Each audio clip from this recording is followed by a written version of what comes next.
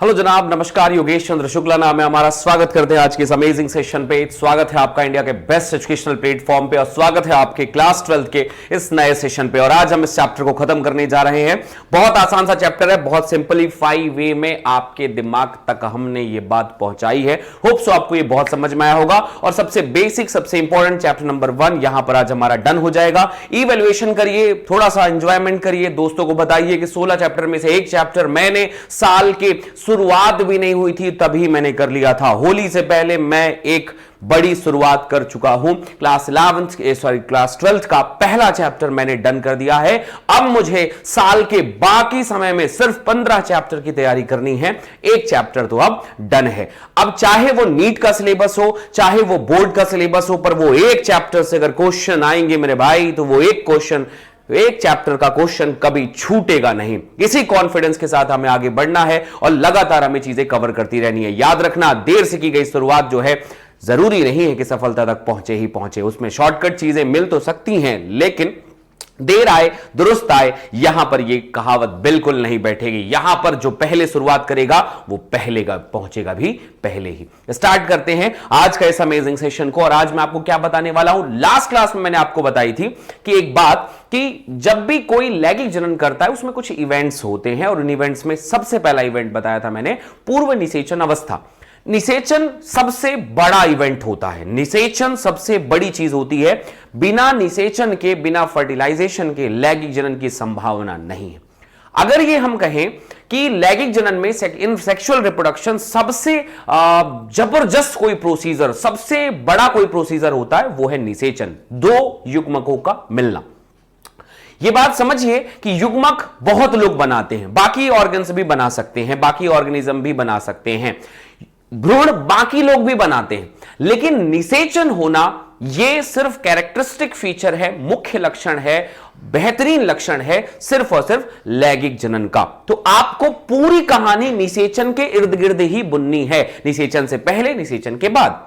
समझ रहे हो बात को? जैसे घर का एक सबसे इंपॉर्टेंट लड़का जैसे मान लो होता है ना, तो उसी के इर्द गिर्द पूरा होता है। वो कौन है? गुड्डू की माँ। वो कौन है? गुड्डू का बाप। वो कौन है? गुड्डू की बहन। वो कौन है? गुड्डू का भाई। वो कौन है? गुड्डू का लड़का। Exactly sir, the point is Guddu is a main important procedure, या Guddu is a main important person. Main person, बहुत इंपॉर्टेंट पर्सन है उस घर का, इसलिए सारे लोग उसी के नाम से जाने जाते हैं। समझ रहे हो बात को? जस्ट लाइक दैट कि यहां पर निषेचन भी सबसे बड़ी प्रोसीजर है और उसी के आधार पर पूर्व और पश्चिम। तो अगर आपको दो युग्मक को मिलाना है, उसे हम निषेचन कहते हैं। और युग्मक को मिलाने से पहले करना क्या होगा? तो एकदम सीधे सा पॉइंट है कि आपको मिलाने से पहले उसे बनाना होगा और बनाने से पहले उसको मिलने की व्यवस्था करनी पड़ेगी, तब जाकर वो मिलेगा। तो पहली क्लास में, इससे पहले वाली क्लास में मैंने आपको युग्मक जनन समझाया था कि युग्मक जनन क्या होता है। दुनिया के सारे युग्मक अगुणित होते हैं और वो अगुणित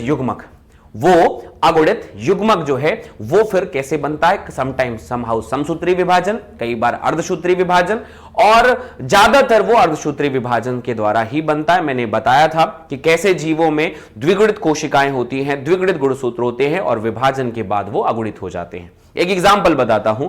मान लो एक अर्धसूत्री विभाजन करने वाली कोशिका, जैसे कि मान लो कोई एग्जाम्पल है, कोई भी एक कोशिका है, मान लो आलू है, ठीक है, उसके पास कुल गुणसूत्र 16 है। एक युग्मक में उसमें कितने गुणसूत्र होंगे? ये कमेंट सेक्शन पे आपके आंसर का इच्छुक मैं योगेश चंद्र शुक्ला आपके कमेंट जरूर देखूंगा। तो आप लोग कमेंट जरूर बताइएगा कि अगर इसी किसी कोशिका में 18 गुणसूत्र हैं, अर्धसूत्री विभाजन के बाद उसके पास कितने गुणसूत्रों की संख्या बचेगी? पक्की बात है। एक और क्वेश्चन आपसे पूछता हूं कि मान लीजिए किसी के युग्मक में 32 कोशिकाएं हैं। मान लेते हैं किसी के युग्मक में 32 गुणसूत्र हैं, नॉट कोशिकाएं, सॉरी, गुणसूत्र हैं। तो उनकी मुख्य कोशिका में जिसने विभाजन नहीं किया है, उसके पास कितने गुणसूत्र होंगे? यह बात समझ लीजिए। अगर आपको यह बात समझ में नहीं आई तो आप प्रीवियस वाली क्लास देखिए, इससे पहले वाली क्लास देखिए, आपको यह पॉइंट समझ में बिल्कुल आ जाएगा। आगे बढ़ते हैं आज ही कहानी। अब जब युग्मक भाई बन गया, जब जो चीज बननी थी वो युग्मक बन गया, अब दूसरी चीज आती है युग्मक का मिलन, स्थानांतरण। तो फर्स्ट पॉइंट इज अ युग्मक जनन और ये युग्मक जनन मैंने कर दिया है। अगर अभी भी आप कमेंट नहीं किए हैं तो कमेंट कर दीजिए। युग्मक जनन बताया था मैंने, ये अर्धसूत्री विभाजन होता है, सामान्यतः अर्धसूत्री ही होता है, और इससे जो है कोशिका अगर द्विगुणित है तो उससे अगुणित बन जाती है, और अगर अगुणित है तो फिर वो द्विगुणित कोशिका से बनी हुई है। अब सेकेंड पॉइंट आता है बेटा, जिसे अपन कहते हैं युग्मक का स्थानांतरण। हम ज्यादातर जीवों का कॉमन बात कर रहे हैं कि युग्मक का स्थानांतरण कैसे होगा। यार युग्मक एक जगह से दूसरी जगह जाता कैसे होगा? आखिर जैसे एक पुष्प कहीं और है, दूसरा पुष्प कहीं और है, वो कैसे मिलता होगा? एक मगरमच्छ कहीं और है, दूसरा मगरमच्छ कहीं और है, कैसे मिलता होगा? एक पौधा कहीं और है, दूसरा पौधा कहीं और है, इनके बीच में युग्मक के मिलन की क्या कहानी है, हम इसके बारे में समझते हैं। ज्यादातर केस में अपन ये समझते हैं कि हमारे पास दो युग्मक होते हैं, एक होती है मादा युग्मक, मादा युग्मक बनी है, और एक बना है नर युग्मक। ज्यादातर केस में हम ये देखते हैं, मुख्यतः हम ये केस देखते हैं कि मादा युग्मक जो है वो अचल होती है। क्या होती है बेटा? अचल, बिल्कुल गतिशील नहीं होती है। लार्ज, बड़ी होगी, अचल होगी, ये बात याद रखना, बड़ी होगी, अचल होगी। और इसमें एक पॉइंट आता है, अचल बड़ी होनी चाहिए, बिल्कुल गतिशील। नर युग्मक जो है हमेशा जो है छोटा, अच्छा एक मतलब कम संख्या में होगा, इसकी संख्या जो है हमेशा वो कम संख्या में होता है, और ये छोटी होती है, ठीक है, छोटी होती है। चल होता है, चल यानी मोटाइल, गतिशील, ठीक है। चल यानी क्या होता है बेटा? गतिशील, ये गतिशील होगा हमेशा। स्पर्म गतिशील होता है, सभी को पता है, गतिशील होता है। और याद रखना संख्या में अधिक होता है, संख्या में अधिक, बहुत अधिक भी कई बार होता है, करोड़ों की संख्या में। लेकिन ये मेन पार्ट आता है कि अगर कोई नर युग्मक, ज्यादातर केस में क्या होता है कि मादा युग्मक बड़ा रहेगा और नर युग्मक छोटा रहेगा। ये बड़ा रहता है और ये स्पर्म छोटा सा रहेगा, तो ये एक की संख्या में रहता है और ये बहुत सारी संख्या में रहते हैं। ये युग्मक स्थानांतरण की पहली प्रक्रिया है कि भाई इसके अंदर गतिशीलता है, फ्लैजिला है, काचाभ है, और उसी से ये क्रॉस करके मादा युग्मक का निर्माण करता है। ये पॉइंट यहां पर बन जाता है।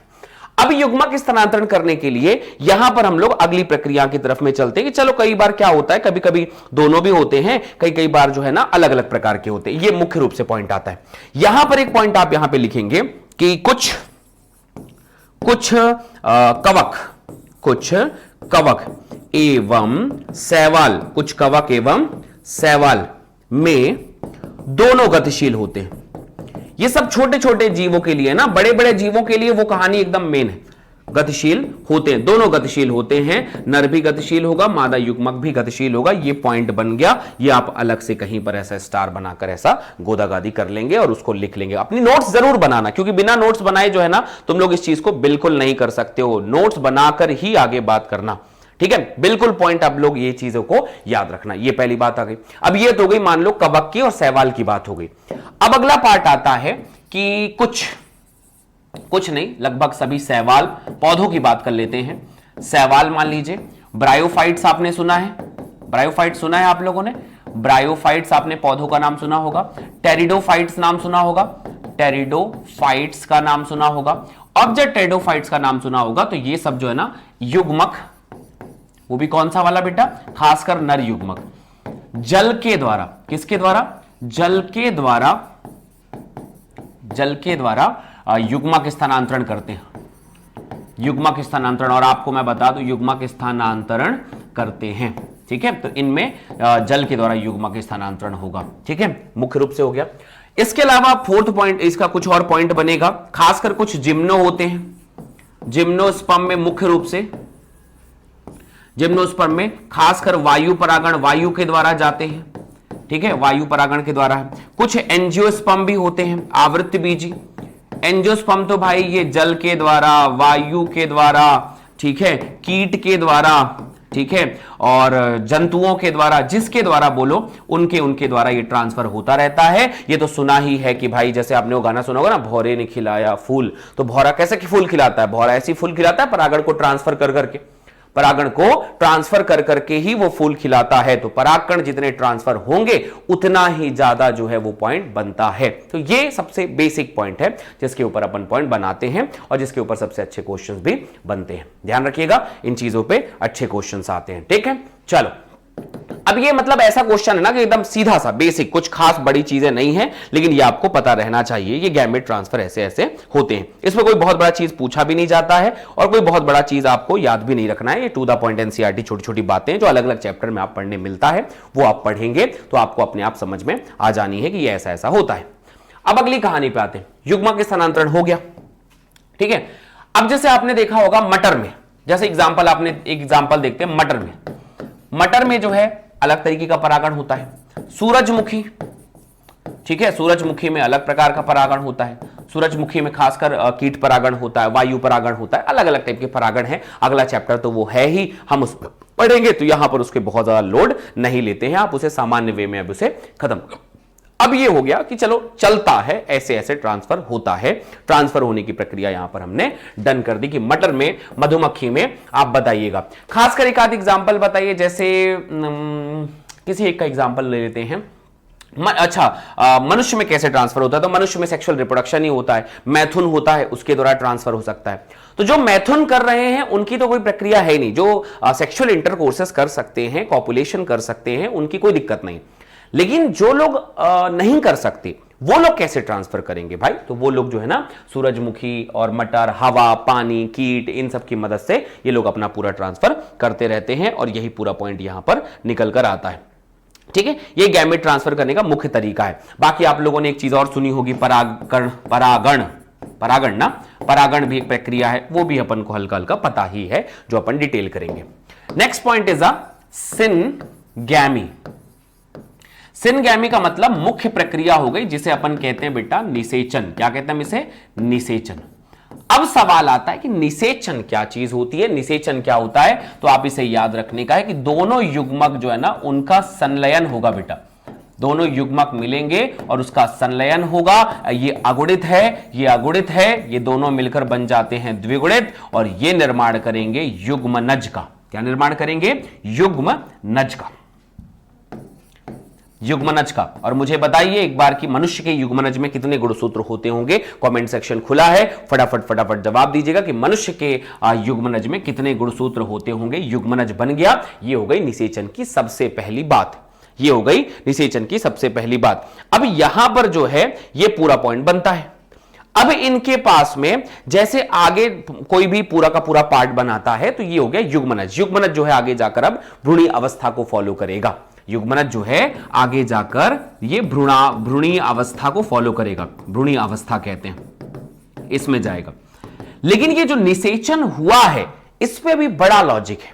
ये जो निषेचन हुआ है वो कहां होता है, वो निषेचन जो हुआ है वो कैसे होता है? तो निषेचन के प्रकार हैं, आइए देखते हैं।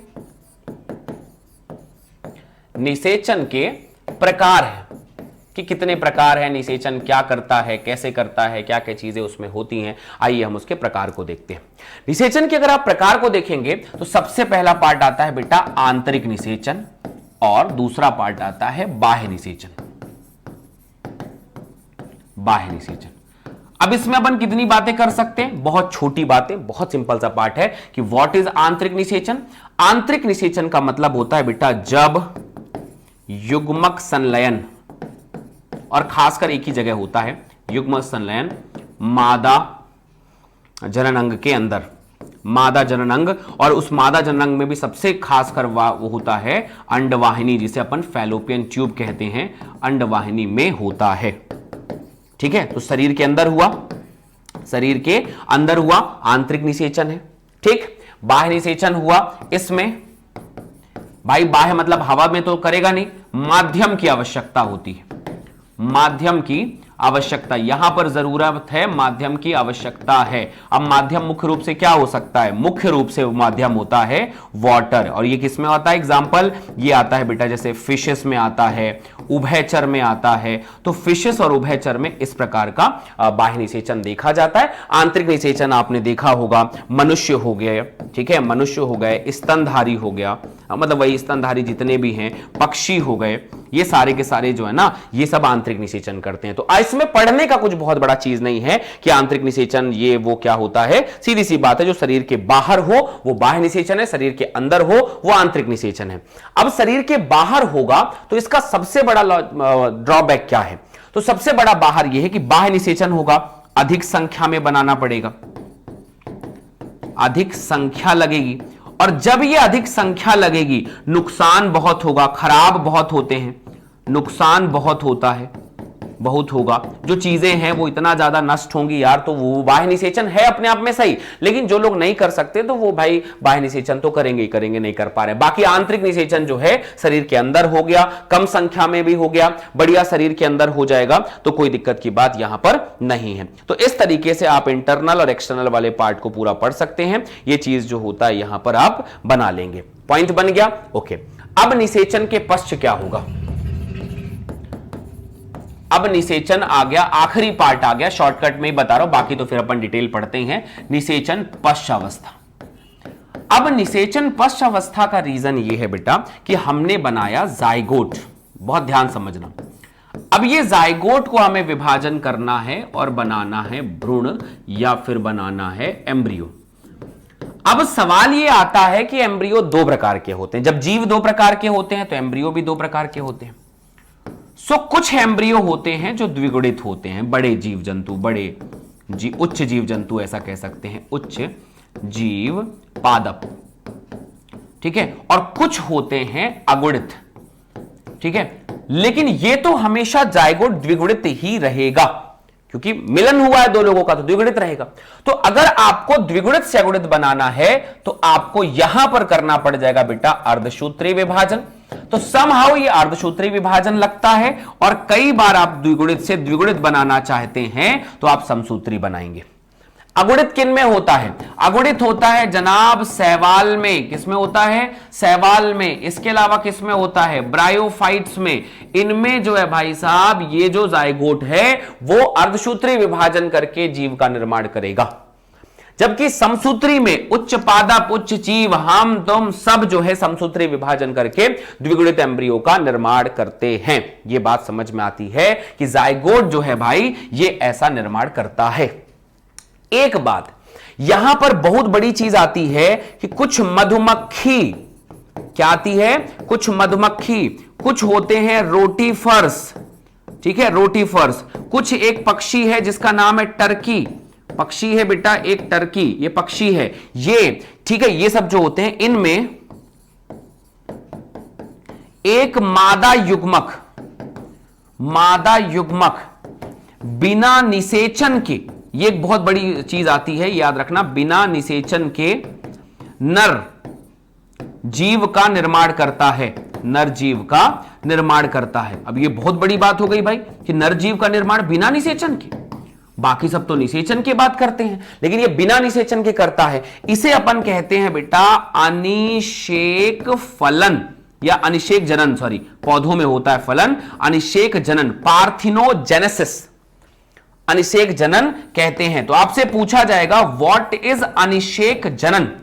अनिषेक जनन होता क्या है?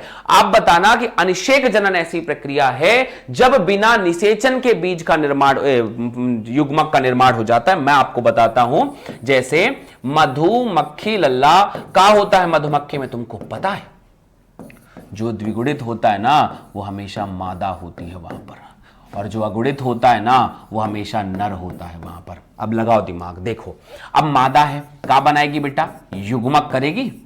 बताओ युग्मक जनन होगा कि नहीं होगा? तो बताओ द्विगुणित है तो युग्मक जनन कौन सा विभाजन करेगी ये? अरे बोलो, द्विगुणित है तो कौन सा विभाजन करेगी? अर्धसूत्री। क्यों? क्योंकि युग्मक हमेशा कैसा होता है? अगुणित। अभी अगुणित ही, तो अगुणित से अगुणित बनाने के लिए कौन सा विभाजन लगा जी? समसूत्री विभाजन लगा। मान लो ये दो बने हुए हैं, दो अंड है, ये भी अंड है, ये भी अंड है, और ये जो है शुक्राणु है, स्पर्म है। समझ में आ रही बात? ओके।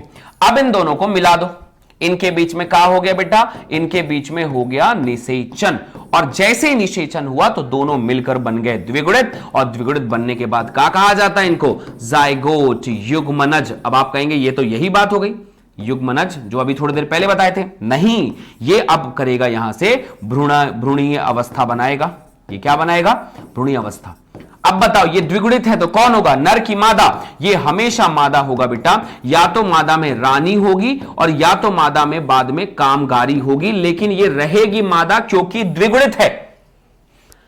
ये क्या दिखा है, ये कुछ लिखा है, कैसा अंड है, अनिषेचित अंड। कैसा अंड है बेटा, अनिषेचित अंड है।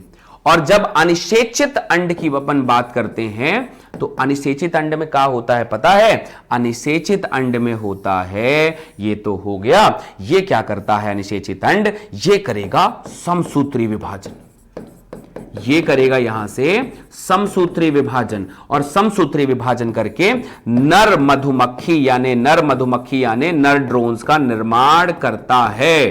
तो ये एक सबसे बड़ा और सबसे अमेजिंग टाइप का एग्जाम्पल है भाई कि मधुमक्खी में ना कुछ अलग ही होता है। मधुमक्खी में मादा द्विगुणित होती है, नर जो है अगुणित रहेगा। नर अगुणित है तो समसूत्री विभाजन करके युग्मक का निर्माण करेगा। अगर निषेचन हो गया तो मादा ही बनेगी, बिना निषेचन का अंड जो है वो नए नर का निर्माण करेगा और वो भी अगुणित रहेगा। एक बड़ी बात है, आप इसे ध्यान से मन लगाकर आप इसे समझेंगे। ये मधुमक्खी की कहानी यहां पर हो गई डन। ये हो गई निषेचन के बाद की अवस्था।